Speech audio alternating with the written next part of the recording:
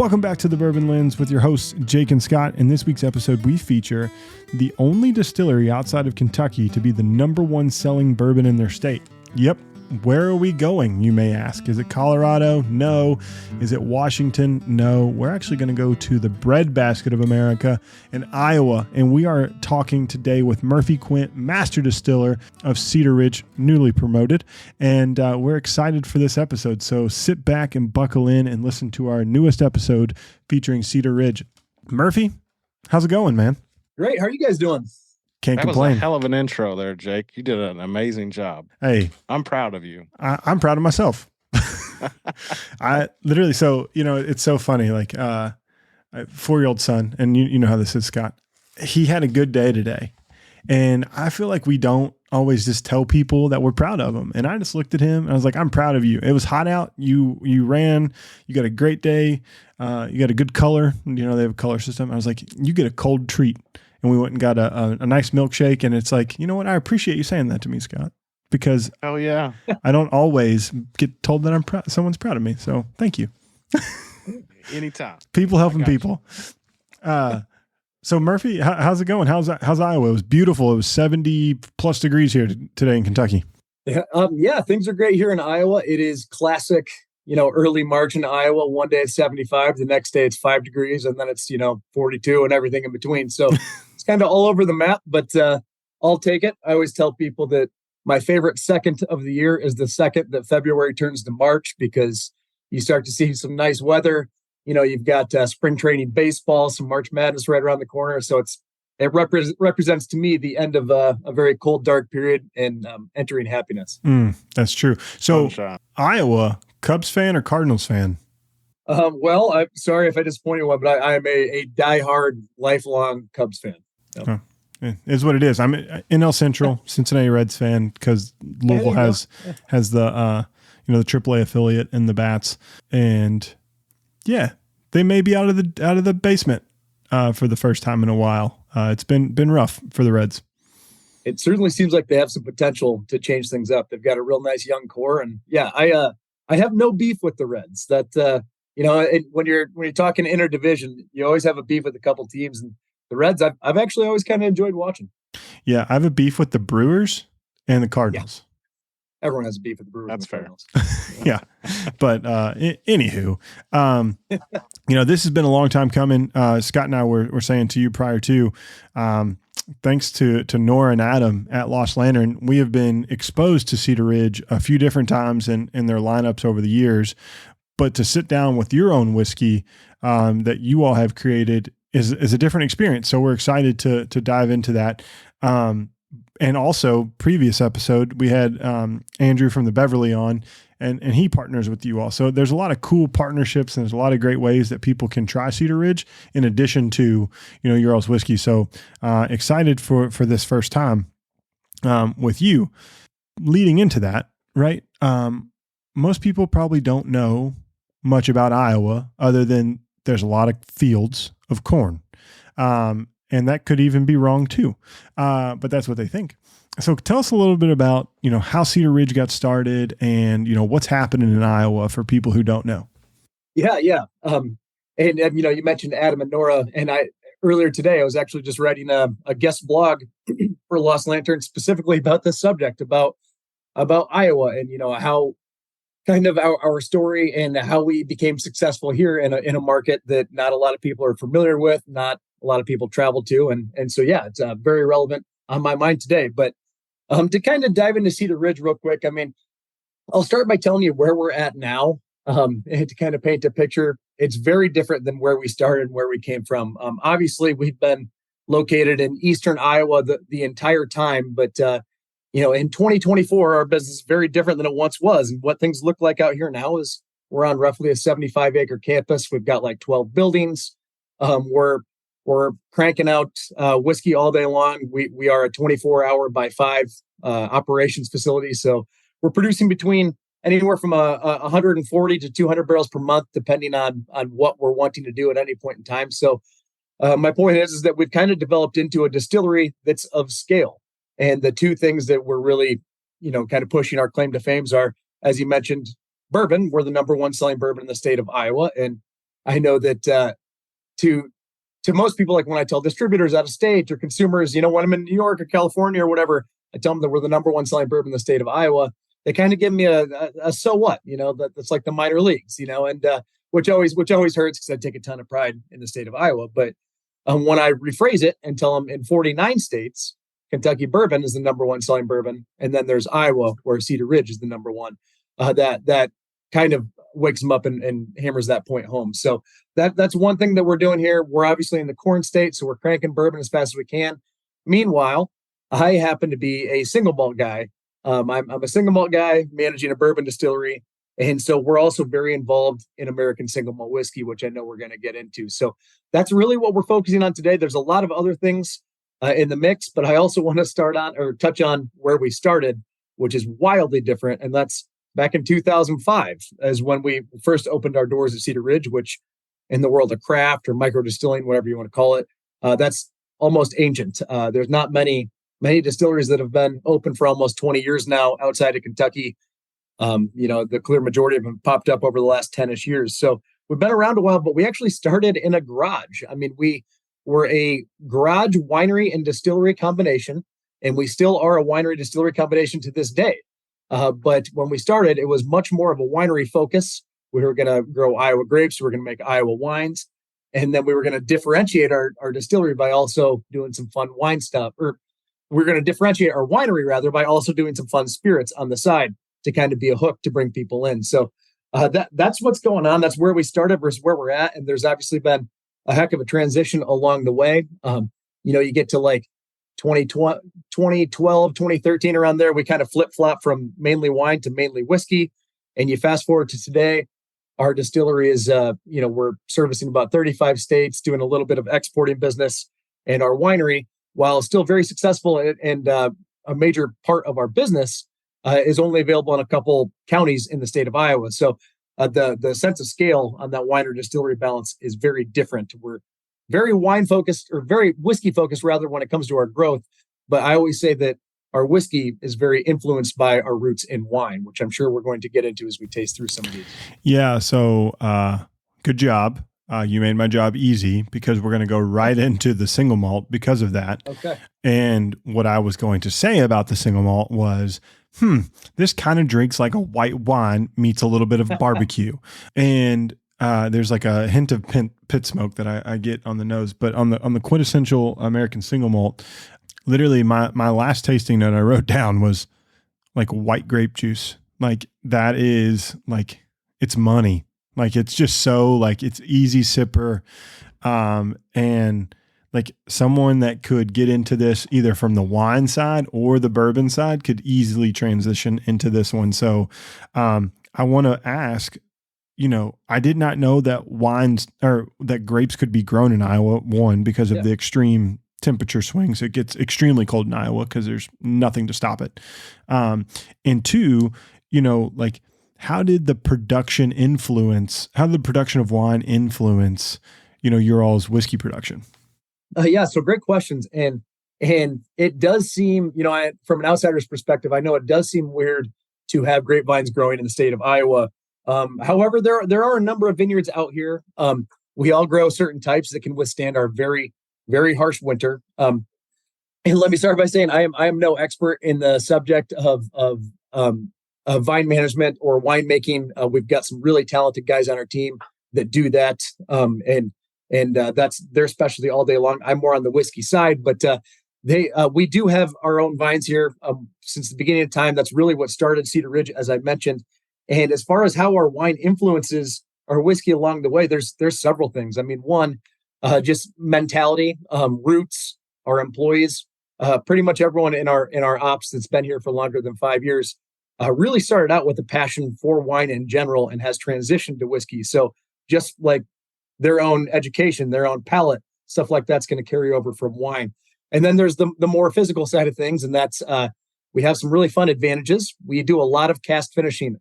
The product that we're talking about right now, our QuintEssential American Single Malt, the whole thing of our QuintEssential Single Malt is cask finishing. We want to fill as many finishing casks as we possibly can to get a variety of flavors that we can then strategically blend together. Well, a lot of those finishing casks are going to come out of our own winery. So we're literally making wines, putting them in casks, and then we use those same casks later that have been conditioned with our wine to finish our single malt, which is a really, really interesting kind of crossover throughout the production process. And then there's a few other things. I can't dive too deep into yeast, but we do some crossing over between our winery and distillery on how we utilize yeast and things like that. So, lastly, I do want to say that you mentioned a good point, and I talk about QuintEssential a lot, but not many people just naturally assume that this really would appeal to a wine drinker. And that's music to my ears, because that's kind of what I'm going for. Everyone always talks about where is American single malt stealing market share from? Are they stealing from Scotch? Are they stealing from bourbon? And I think there's a little bit of everything, but I actually like the idea of appealing to people who have traditionally consumed wine. I think that there's a lot of potential with this particular product, from the aroma, the flavor profile, the process. All of that really appeals to a wine drinker, in my opinion. Yeah, Scott, you've had these for a little bit, and I know you have a keen sense of single malt as well. I don't have the proofs or the age on these, but I thought it was really approachable. But just curious, you've had them for a little bit. What's your thoughts? Yeah, I think it's almost spot on with the wine influence on this, the QuintEssential, because one of my notes was like effervescent. Like it seemed like light and fruity and like almost bubbly. I know wine isn't bubbly, not all wine. There are some types of wine that are bubbly, but this one is just like bright and it just pops. But then also like on the nose, it's kind of more rich and complex and like caramel, like deeper, darker notes. So it's like it's pretty. It like waves like as it sits in your glass, and then as you taste through it. Like I tasted a little bit of it last night, and I'm drinking it again tonight. It's just kind of like a wave of different flavors, which I think it's just something to sit here and explore. Yeah, it's not one note.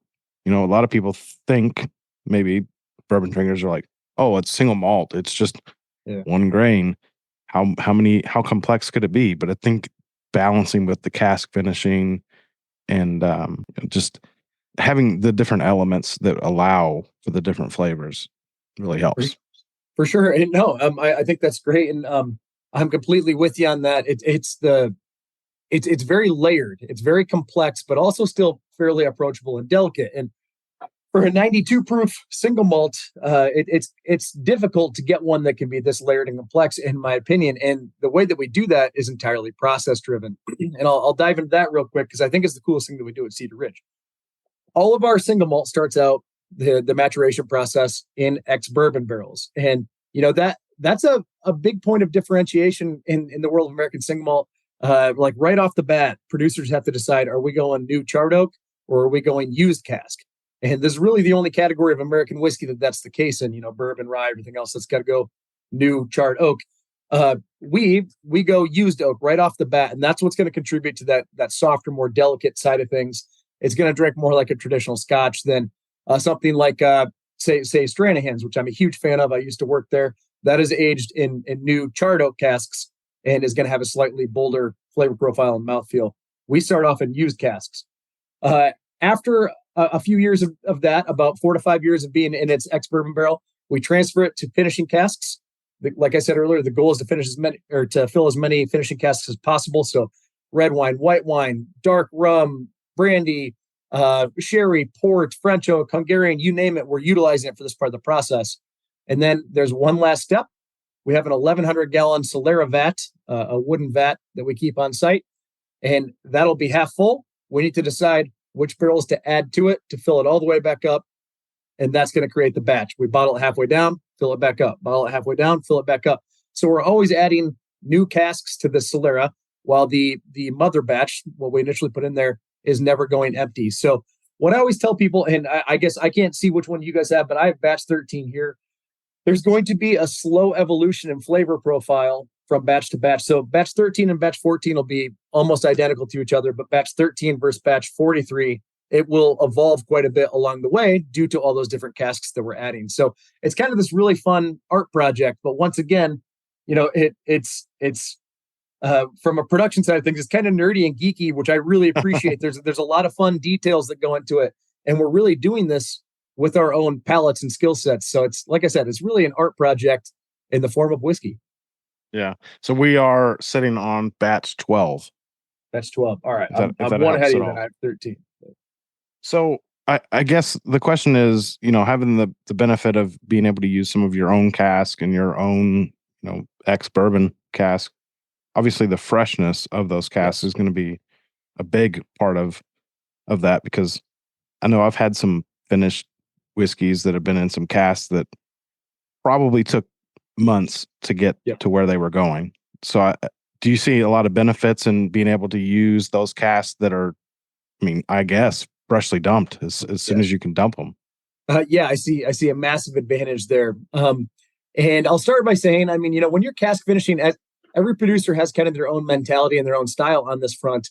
When I'm utilizing a cask for finishing the maturation process, I really like that cask to be noticeable and to really show up in the flavor profile. And we're going to see that when we try the next one here. But I really like the flavor to come through. And so because of that, it's really beneficial to utilize freshly dumped casks. We can dump red wine barrels. We make our own version of port here. We can dump our American style port in the morning, and we can fill those casks up in the same afternoon while the interior is still pretty well soaked. And that's really going to carry through a lot of flavor to the final part of the process. Now, one of the coolest parts of my job is, in addition to using our own barrels for this part of the process, I purchase empty casks from all over the world and bring them in. Tokai, obviously, sherry butts from Spain, port pipes from Portugal, in addition to our own. And yeah, sometimes they will show up fairly dried out, and they still have a lot of value to them, but they're not really going to create that big, bold, noticeable influence that you want from a finishing cask, in my particular opinion. So I do think it's a huge advantage that we can utilize our own casks for that reason. But like I said, everyone's kind of got their own style on that front. I think the Solera is vastly underused. I think it is a great way to create batch consistency, especially on a craft scale, and to also allow for batch variation. I think it's a lot of fun, and I think most craft distillers struggle with consistency, right? How do I put a product out over and over again that is similar? How do I compete with Evan Williams white label, right? Like a consistent corn bourbon, right? And to be able to do that allows you to always have those consistent flavor profiles. So first of all, I just applaud you for doing something that I think is great and that more people need to take advantage of, especially in the craft production space. And the second thing is, to what Scott said, people think, oh man, it's all 100% malted barley. Well, malted barley can do a lot of different things, and you can malt it different ways, and it can be different varietals of malted barley.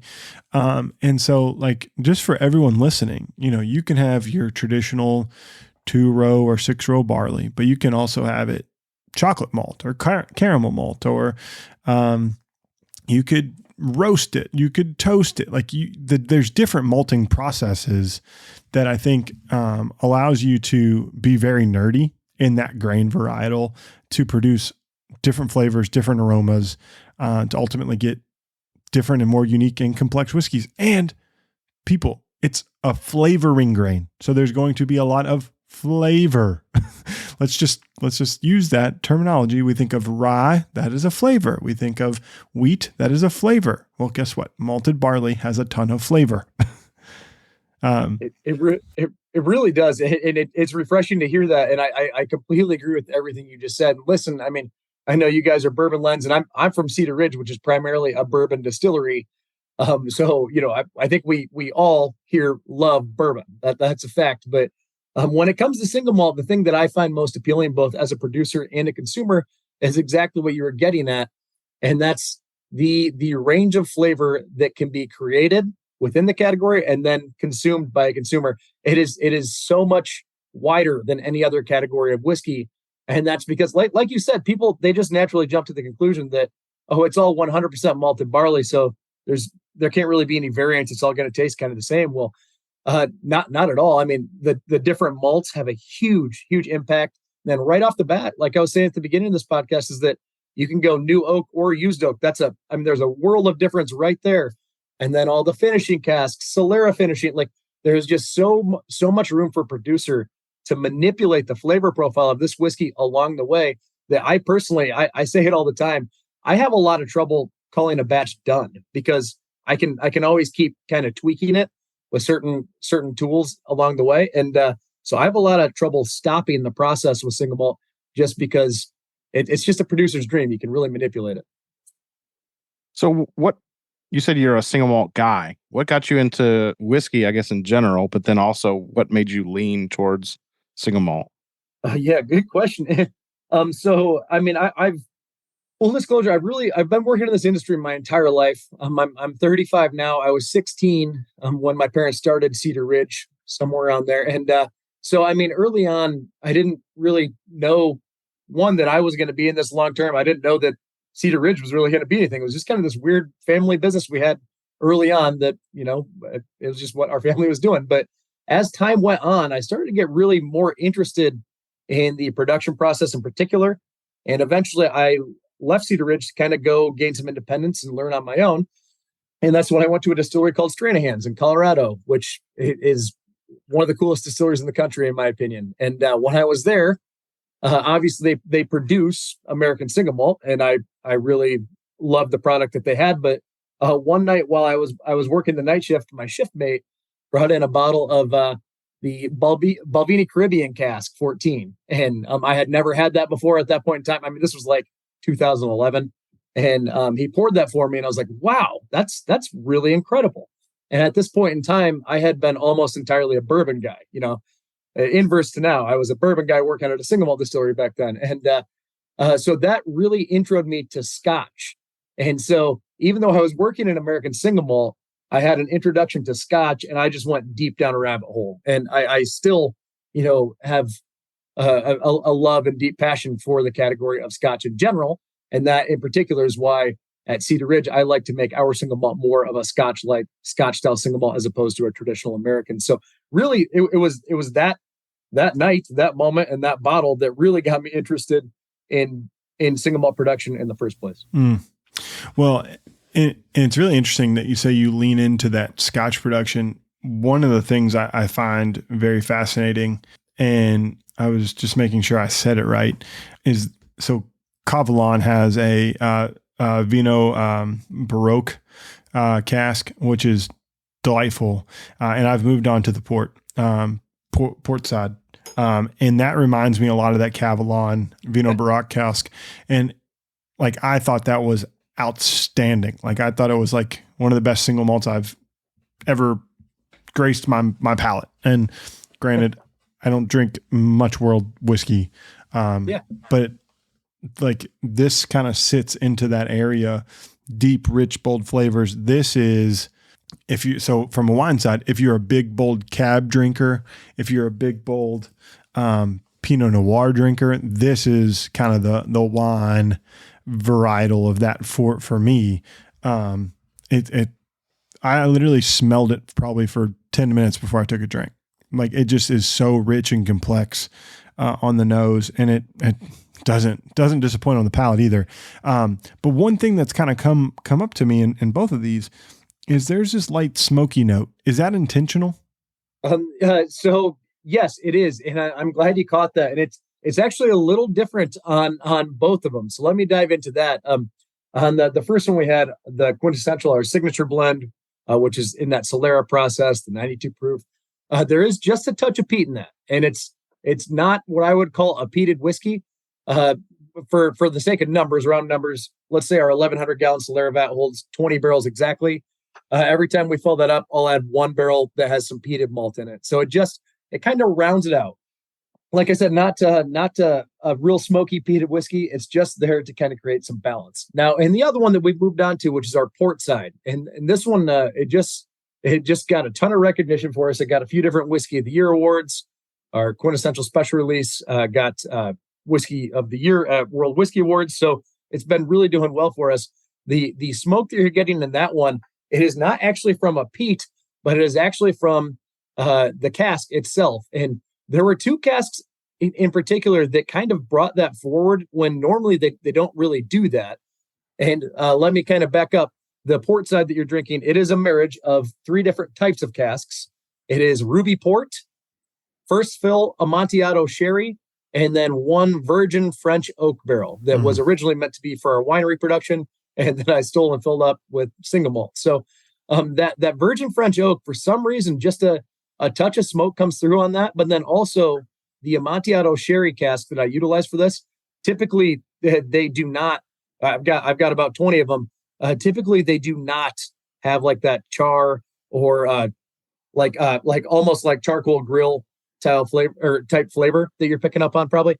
They typically don't have that. For some reason, this one particular cask did, and that's why I wanted to use it for this particular release, is that I thought it would add kind of a nice funk or a nice twist to it with just a touch of smoke, even though it's really not an actual peat.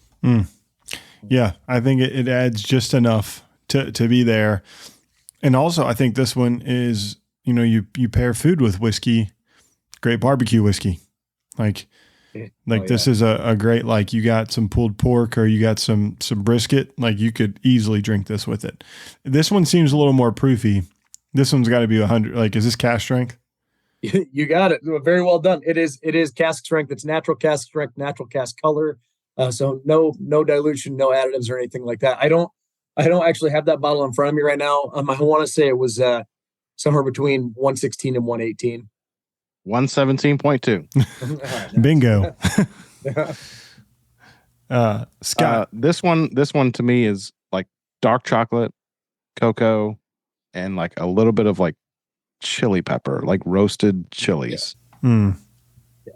Yeah. And that, once again, I kind of want to go back to the point you guys were making just a second ago, and that's it. Think about how different the two single malts you just had from the same distillery are. Exact same distillery, both are 100% two-row malted barley and almost entirely pale malt too. Just a touch of peat in one of them is the only difference. So the base grain that we're utilizing to create these is exactly the same. Where we get the difference in flavor is by strategically utilizing casks and then using our own skill set to blend them together properly to create something that's balanced. And that's what we really like doing here. That's what it's all about. And you brought up the culinary side of things. Most of our ops staff, actually over 50% of our ops staff, came from the culinary background. We have a lot of former chefs. Our vineyard manager is a chef. Our distillery manager is a chef. So all these people kind of helped create this process and turn it into what it is, which is really on the culinary side. We're taking different dishes of whiskey, if you will, and we're plating them together to create the best overall meal. And that's our single malt.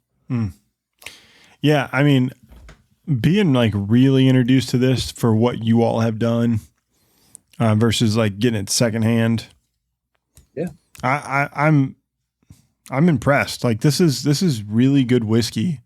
And we haven't even gotten to the bourbon part yet. And so like, I think that's been pretty cool is the whiskey's good. And that's, I think the most important thing, is that you all are telling the story, and the story is a marriage of the whole business. And being able to create unique products, that are really enjoyable. I mean, I don't know what much more to say than that. Like, you never know when he's doing these podcasts. Like Scott does a lot of the like making sure we're getting scheduled. I give him all the credit in the world for that because he makes us, make sure we have guests on the podcast a lot of times, and vice versa. You don't know what you're getting into until the night of, and like, yep.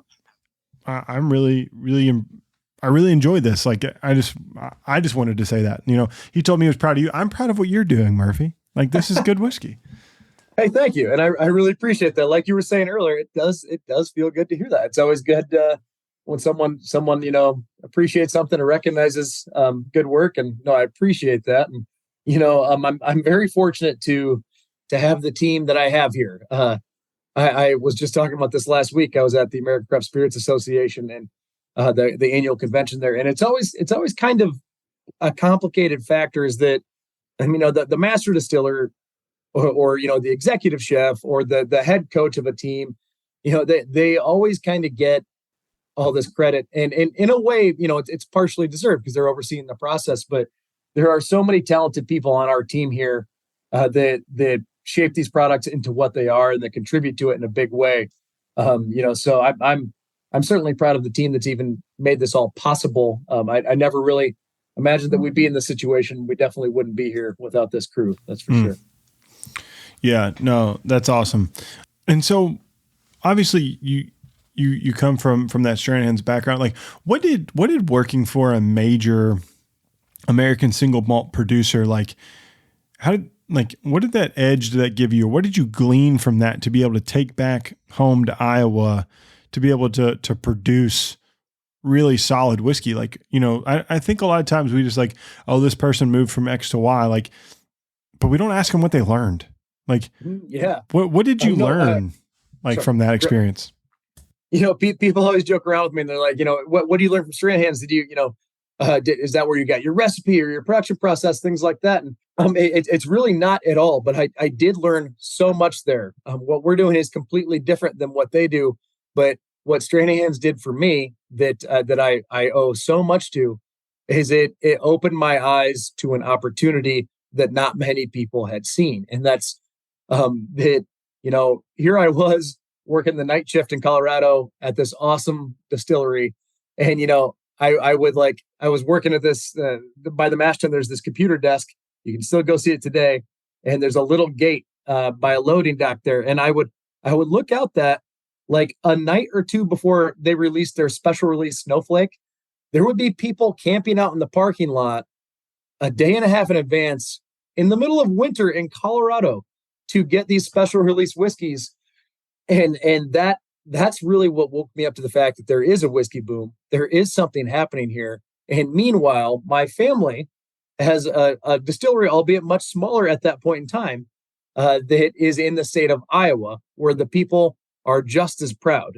Iowans are every bit as proud as people from any other state. And it's like, so if, what Stranahan's taught me is if we give our local people something to be proud of and something to take interest in, they will come out and support as long as we're being transparent, we're taking advantage of them. We're not taking advantage of them. We're putting them first, that they will come out and support. And so that it really woke me up to that opportunity. And then it also showed me what was possible. I mean, you got to keep in mind now Stranahan's is huge. When I was there, it was still pretty huge and the equipment was amazing. It's not as big. It wasn't as big back then as it is now, but it was still this really big, beautiful state-of-the-art distillery. And meanwhile, Cedar Ridge at that point in time was this really small thing. And it showed me like what we could grow into, what we can aim for. It was kind of a model that we could follow for success. And so just being there, being exposed to it and seeing it all, if anything, it really woke me up and just showed me what the opportunity was. That's awesome. I mean, I think I saw Fred Minnick post the other day, is the boom still going on? I'm like, yeah, like, duh. Like, I didn't listen to the whole thing, but like, people are still clamoring for whiskey and the boom is still happening because there's still allocation, right? Like until there's just readily enough whiskey available for everyone, like it's still booming. And to be able to like see that in like in a microcosm in Colorado and be able to be like, you know what, we can do something cool with that here in Iowa. That's pretty cool to like look at that as a springboard into making something successful down the road. Yeah, I completely agree. And yeah, the whole, is the whiskey boom over thing that just having been at a whiskey conference last week and stuff, that's such a hot topic right now. And I'm completely with you. It is absolutely not over. What we're seeing right now is a simple market correction. And the reason why people are kind of, panicking about that is because for the first time in a long time, we've actually seen a very slight decrease in the number of DSPs in the United States, which is basically licensed. DSP stands for distilled spirits plant. So, for the past decade, there's just been this hockey stick of growth within our industry of DSPs coming online. And for the first time in a very long time, that number actually went down just a touch. But that's going to happen in any market that is oversaturated. And what we saw, I mean, like I said, in 2005, when we opened up, I mean, there was a handful of distilleries outside of Kentucky. I mean, I don't know the number, but surely it was under 50. And, now we're around 3,000 in the United States. There has been this massive boom. And just because a couple have dropped offline, which is really unfortunate, those are our friends, obviously, but just because a couple dropped offline doesn't mean the boom is ending. It just means that there's a slight correction. People remain, as interested in the category of whiskey in general as ever before, in my opinion, at least. Yeah. I mean, there's a simple thing like supply and demand, and there's only so much shelf space available, right? Like we were saddened by the news of, district made spirits, shutting down.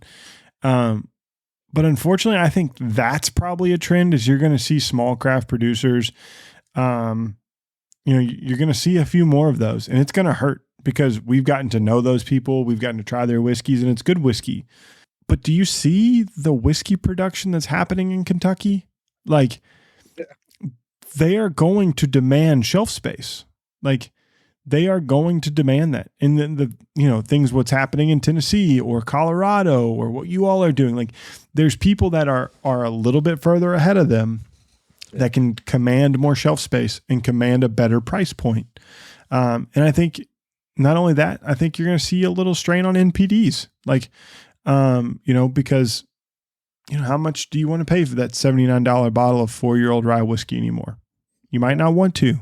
You may want to look at Cedar Ridge's rye whiskey or whomever's rye whiskey at $45 or $50, right? Like, save a little bit of money. And I think inflation doesn't help anybody. Like, this is my economics lesson, but like supply and demand is definitely there. It's reached a precipice in that, but I think the demand's still there. I think the supply is oversaturated. And so people have, in my like day job, choice fatigue is the thing that comes up the most.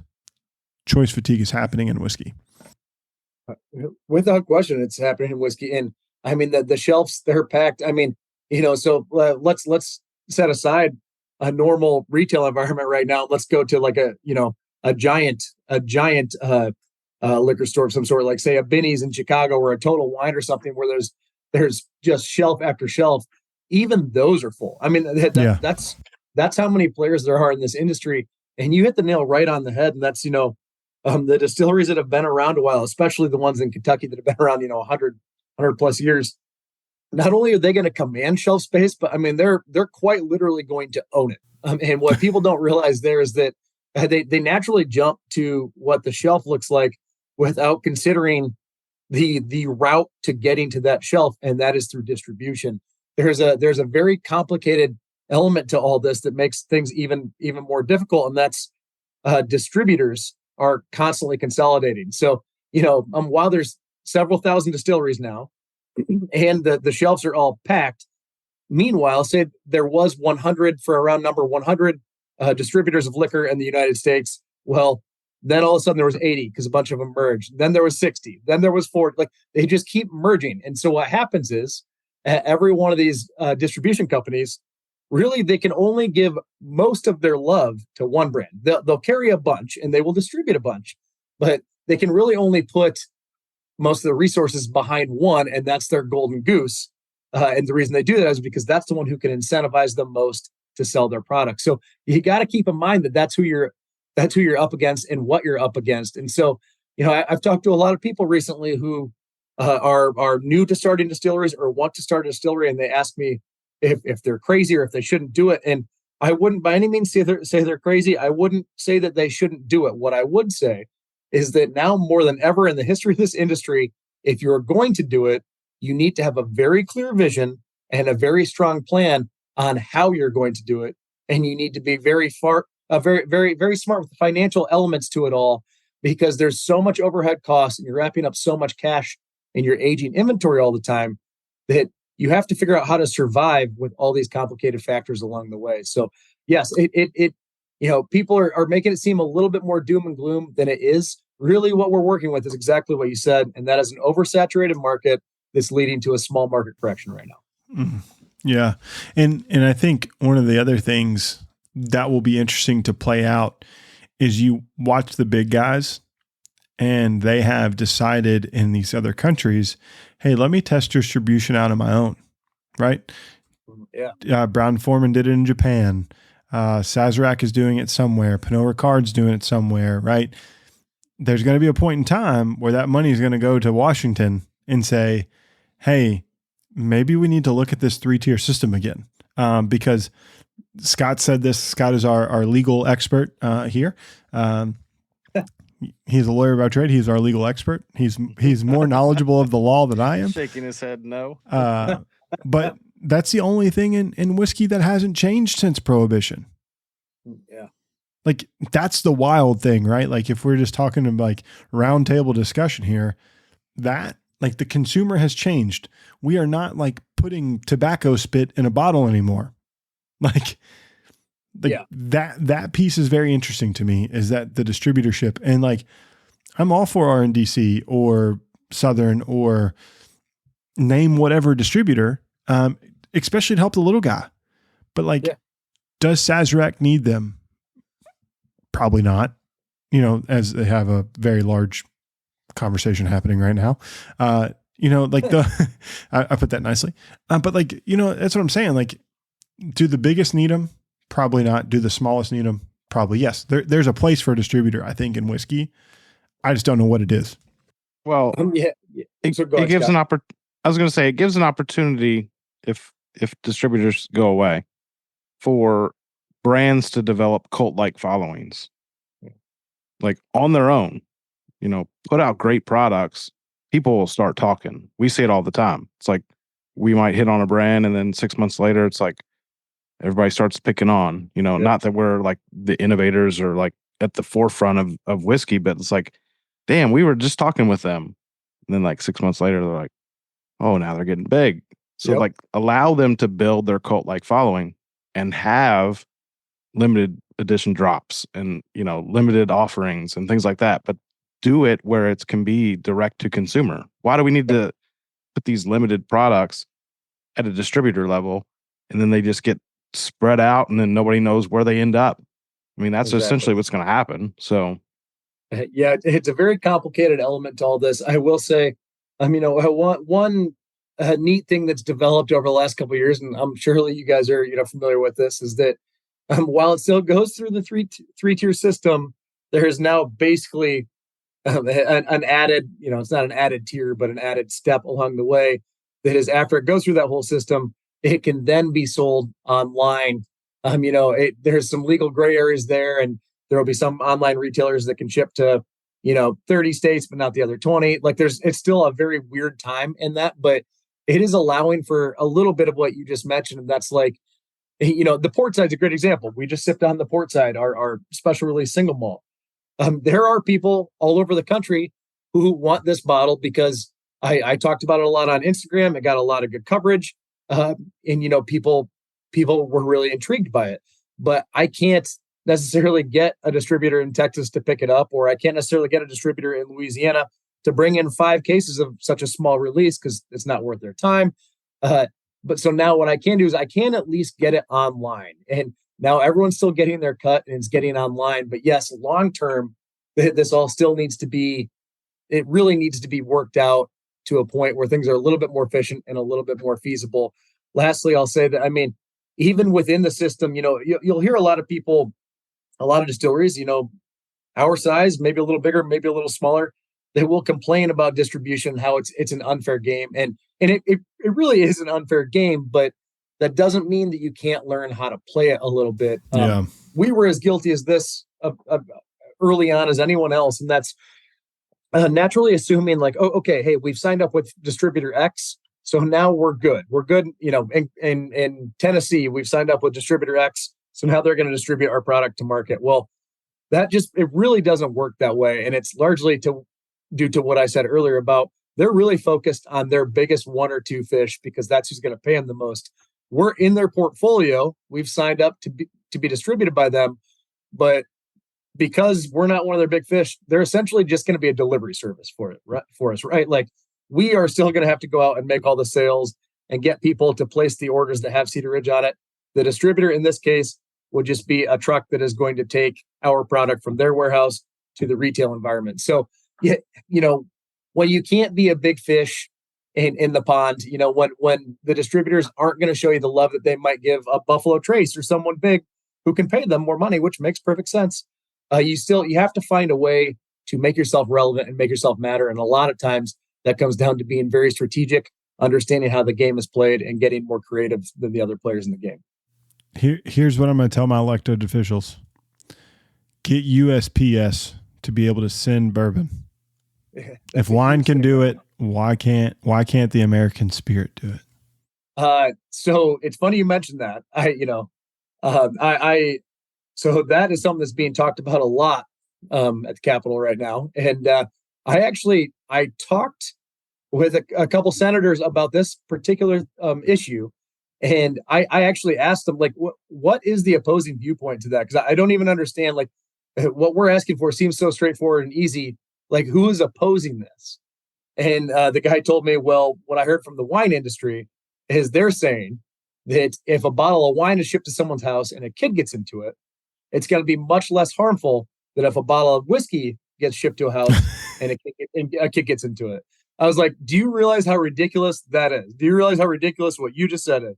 And obviously the person who I was talking to, he completely agreed in that scenario. But that's the opposing argument, is that wine isn't as harmful as whiskey would be, which is obviously very silly. I mean, that's the antiquated arguments. It's like, it's so stupid. Somewhere along the way, somebody probably said, oh, well, wine has a cork in it, so it's more difficult to get into. So, exactly. It's like childproof. Yeah. I mean, that's the shit that we're probably dealing with. Yeah, exactly. That's lobbying right now. Yeah. Well, what I will tell you is I've had worse wine hangovers than I've had bourbon hangovers. Oh, geez. Yeah. But that's neither here nor there. A good wine hangover will get you for a couple days. Oh, for sure. But we would be remiss, right, as we have just gone on our geopolitical stand for the last few minutes. And it's great to have this conversation. It's an election year. Make sure you go out and vote. Don't care who you vote for. Just make sure your voice is heard. With that, but we need to talk about bourbon because yes, you're the number one bourbon producer in Iowa. We need to talk about it. So we have two bourbons in front of us. I have poured the barrel proof bourbon. Scott, have you have anything in your glass? Damn it. Of course you pour the opposite one I poured, but that's fine. Well, we can talk about both of them at the same time. Yeah. So, right. So the average person, probably not a barrel proof guy. So do you offer just kind of a regular small batch Cedar Ridge bourbon? Yes, we do. So the one that is the number one seller in the state of Iowa that a couple years ago surpassed Jim Beam and Makers and all the big names is actually our 86 proof straight Iowa bourbon. So yeah, it's just a small batch straight Iowa bourbon, 86 proof, easy, enjoyable, approachable, and that's really what put Cedar Ridge on the map in general. I mean, when we're outside of Iowa and we're talking with a group of whiskey geeks like ourselves right here, we're always going to lean to something a little bit higher proof or something that has an even more elaborate production process. But really, the one that built our house is the small batch 86 proof straight bourbon. And so you have the 86 proof. Like then where do you go? Was barrel proof? Was single barrel? What was kind of the next evolution of that? Good question. And so we didn't evolve away from that for a really long time. I mean, we had this thing that was really going and really working, and we didn't even want to take our own customers and have them transition into another category within our own portfolio for a while. We really wanted to just stay focused on building what we were doing, and I think that really was the right decision at that point in time. Until about 2 years ago now, we came out with our barrel proof bourbon. And that was largely due to just market trends. I mean, people have gotten so into whiskey in general, but primarily bourbon, especially during COVID. People really while they were locked in their houses, really started learning how it was produced and what makes it different and mash bills and yada, yada, yada. And the people who really geeked out during that time really started to enjoy barrel proof, cask strength, or at least higher proof offerings. And so we wanted to keep up with that trend. And then I always have to give a quick shout out to Fred Minnick. Fred has been to our distillery a few times, and every time he came out, he was always like, you guys, your bourbon is a cask strength bourbon. I don't know why you're releasing 86 proof. It's a huge mistake. So he was always hammering on us, and a couple other people were as well. And finally we listened and went to something a little bit higher proof. But the thing that I find most special about our 116 barrel proof bourbon is that it drinks closer to like 105. I mean, it's still fairly approachable. It's not, some barrel proof stuff can get pretty aggressive and be kind of a smack in the mouth. And this particular product, I don't think it does that. No, I thought it was pretty approachable. In all honesty, I thought it was kind of sweet, like brown sugar, like dark sweetness, not like a huge corn sweetness, not like straight sugar. Like this is like those rich like brown sugars, molasses, chocolate, and then the oak and tannin kind of like were right there. Gave it that bitter dark chocolate note versus just like a milk chocolate, which was nice. Have you ever had like one of those lava cakes and there's like a dust of cinnamon, dust of powdered sugar, dark chocolate, and then someone like in this instance, someone took a lemon peel or like a lemon rind and like zested it over top. That's kind of what I got from a palate perspective of the bourbon, like, cause there's like that rich middle molten lava core. And then the tannin and the oak. I like the bitterness is something I really like in there. It's the char, the dark chocolate note was kind of where I was getting, but it's got a nice body to it, like throughout the mouthfeel. So I thought it was a really enjoyable barrel proof bourbon that I drank pretty easily. Yeah, no, that's a great note. That was solid right there. And as you say it, I'm definitely picking up the exact same thing. Yeah, the mind is very suggestive. Now I want to go to Applebee's and get a molten lava cake. On the barrel proof, it was weird because like on the nose, I got like this tropical fruit note. Yep.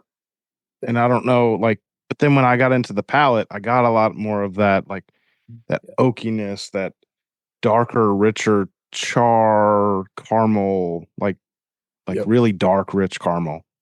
And so, that's spot on. And so there's a couple things there. I mean, I mentioned I can't really get too into yeast. That's like the one thing we don't talk a lot about.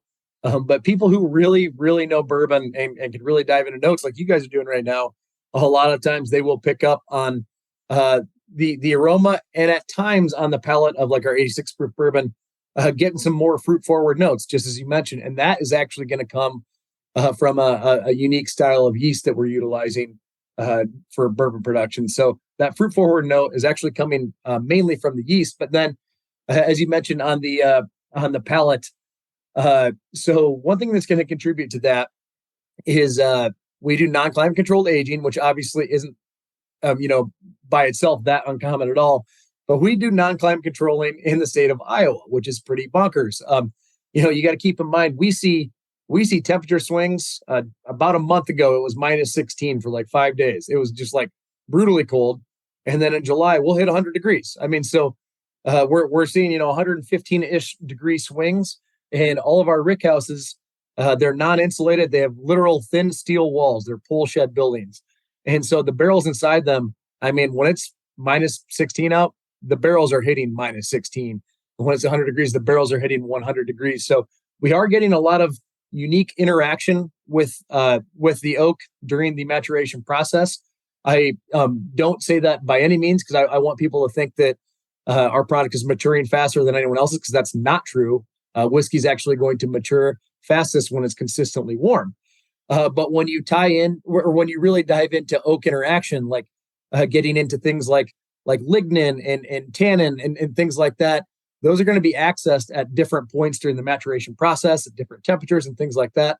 So as we're experiencing these fluctuations, it can definitely have a unique impact on the final product. And the way we always phrase it is that we let Mother Nature put her fingerprint on the product throughout the maturation process. Do you all do any? So you talked about there's nothing going on from a heat cycling or heated warehouses, but do you all add any humidity into your ales? We don't. We don't at all. And so that's another fun element to it all, is that in Iowa, obviously we have very cold winters, hot summers, but the humidity also fluctuates a lot. In the summer, it is brutally humid in July, like almost unbearably humid. And then in the winters, it gets incredibly dry. And so we have not only fluctuating temperatures, but fluctuating humidity levels as well. No, that's very interesting. Because that barrel is getting all of its worth. It is expanding and contracting every bit of it. Correct. Yeah. If you walk through our rick houses, it's actually funny to stare at the barrels. I always say that our barrels have a lot more character to them than you might see at especially a climate controlled aging facility. And when I mean character, is sweat spots all over it. Like barrel sap that has been squeezed or leaked out.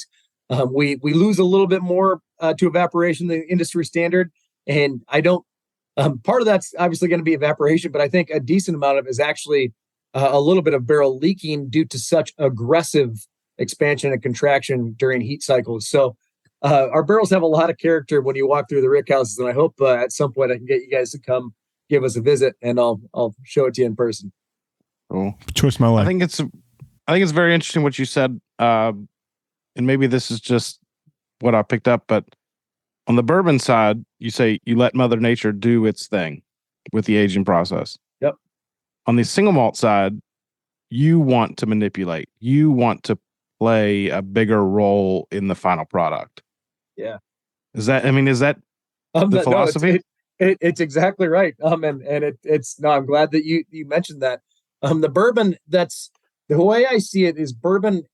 Once it's in the barrel, there's only so much I can do to manipulate it from there. I mean, obviously I could cask finish it, and that's going to impart some flavor, but corn, rye, those are pretty bold grains to be working with. And then when you've got new char influence in the first place, that's a very bold distillate, and it's very hard to shape once it's been in that barrel. So when it comes to bourbon, I always kind of let Mother Nature do the maturation process there.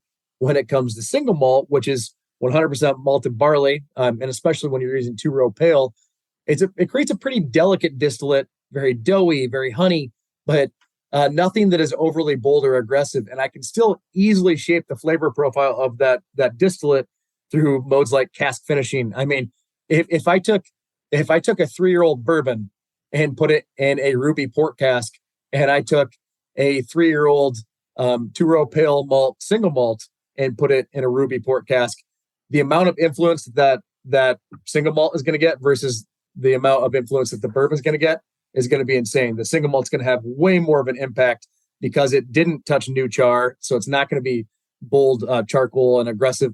It doesn't have specifically rye, which is going to be a bolder kind of peppery distillate. So because it doesn't have those things, I can still really shape single malt. So when it comes to maturation, yes, in bourbon, I like to let Mother Nature kind of do its thing. And then my role will be to blend barrels together and create something of balance at the end. When it comes to single malt, there's just so much opportunity to manipulate it and get my hands on it that sometimes I can't help myself. It's my favorite part of my job. And there's this little thing that we're not drinking tonight. They have rye whiskey too. Yeah, we do have rye whiskey. Shout out to our I'll specifically mention our port cask finish rye, which is just incredible in my opinion. Yeah. So Scott, I drank through both of them real quick. I know we are we pushed past that 45 minute mark. A little long on the tooth. 15 minutes ago. But what I will say is there has to be a round two because we have talked about the rye next. And then we'll have to check in on, where the team has gone in the next, year or so, because there's a lot more conversation to be had. And, Murphy, you got some knowledge on you. So it's good to pick your brain and learn from you as you all have these conversations and, in the back channels, right? As you engage with, senators, or you engage with the American Single Malt Commission or go into these different shows or trade shows that people would go to, you're learning a lot. And I learned something today. So that's always a good thing too. I'm pretty dumb. So I always learn something, but I'm proud of myself. You know what? I was proud of Murphy. We're all proud of you. We're all proud of you. You should be. A simpleton. It's a good day for you. It is. I'm going to bed on a high note. I was told I was proud twice. But man, we truly appreciate it. It's really cool. And you got some great whiskey and I'm excited for the future. Hey, thank you. This has been a ton of fun chatting with you guys. And like you said, we've got to have a part 2 sometime, maybe even a 3 and 4. I'd love to keep chatting with you guys. And yeah, this has been a ton of fun, and always good to drink a couple drams with some whiskey people. For sure. Great. Well, we appreciate it. And until next time, cheers. Cheers. Cheers. Thanks for listening to this episode of the Bourbon Lens. Make sure you're connected with Scott and I via social media on Instagram, X, and Facebook. We'd love to connect. And if you're more the professional type, follow us over on LinkedIn. If you want to know more about Bourbon Lens, make sure you're subscribed to our weekly newsletter, The Weekly Pour. For exclusive content and more, check out Patreon. Follow us there at Bourbon Lens. And last but not least, on your favorite podcast listening app, make sure you're subscribed, because every Monday, Scott and I release a podcast, and we would love to have you here listening to the newest features and the newest whiskey news. And until next time, cheers.